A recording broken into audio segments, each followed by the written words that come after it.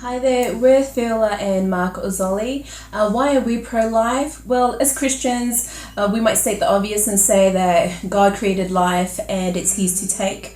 However, when you're faced with a tough decision and abortion is an option, it really does test your faith and your belief. And in 2018, we were pregnant for the second time, but at our first scan, they picked up there was something wrong in the brain that shouldn't be there. So they referred us immediately to the Royal Women's, and they picked up even more things. And the doctor said to us that the brain hadn't fused. There was deformity, facial features. There was deformity in the lower limbs, and she said there would be a risk if we continue to carry. And there was a suggestion, she graciously suggested termination.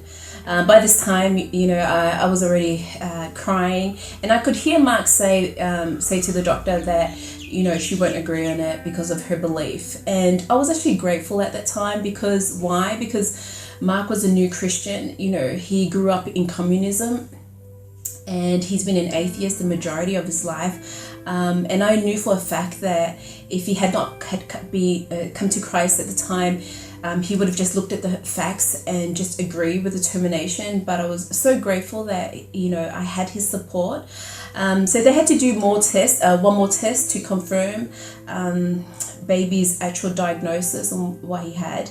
And so they referred us to a counselor, and even she softly suggested termination. It would be a tough decision, journey ahead for us if we kept baby. And again, Mark said to the counsellor, no, she won't because of her belief. So we, and she also mentioned that the procedure was quite straightforward with termination. You would just go in there, they would put you to sleep, you wake up, and you wouldn't be pregnant anymore. And that was quite daunting to hear. So we had the meeting with a geneticist and another doctor, and they told us what baby had, and he had trisomy 13, and we've never heard of that before. And he said that baby's facial features again was deformed. His legs had grown inwards. His stomach and kidneys had enlarged. If he were to survive, he wouldn't last a week. They suggested that, softly, that we terminate.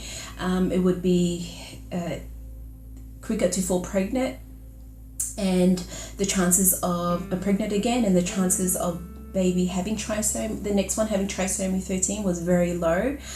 But I said to the geneticist that I heard baby's heartbeat and it was so strong, and he said to us, actually that's the one thing that's actually good is his heart. And then I said to him, that heartbeat is not ours to take. And they knew then we were serious on where we stood. We were going to keep baby, and so they started to give us the plan on how to look after me and Bub. And then the geneticist looked at us and said, I'm quite impressed on how you guys are handling this. You're so calm. And I said to him, because, we come from a faith-filled family, and why are we so peaceful? It's because we serve a God that gives us that peace that transcends all understanding, as the word says. And God definitely gave us his peace during that time. And I can definitely sympathize with expectant mothers, couples who have been in that same room and faced such a tough decision, because you just look at the facts, you can't help it. The quality of life, resources, finances, it really does test where you stand.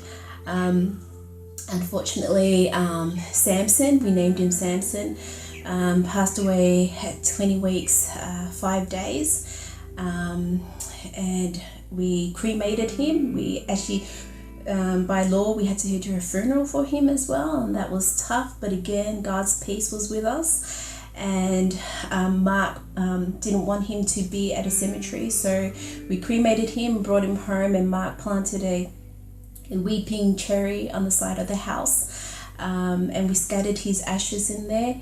And he passed away on September 23rd. And that's another way God has comforted us, is that September is spring, and right now his tree, Samson's tree, is blossoming. It's beautiful.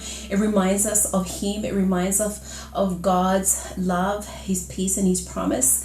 And and we just want to acknowledge our family and friends, our pastors, who their love and support for us during that time. And you're probably watching this and you're probably facing a tough decision right now, and you're saying, oh good, it's easy for you guys, you have that support. But you know what, there are groups out there that are willing to support you through this tough journey, this tough decision, that whatever it is that you have to face. And I got to meet amazing ladies at the Women's Life Center in Bandura.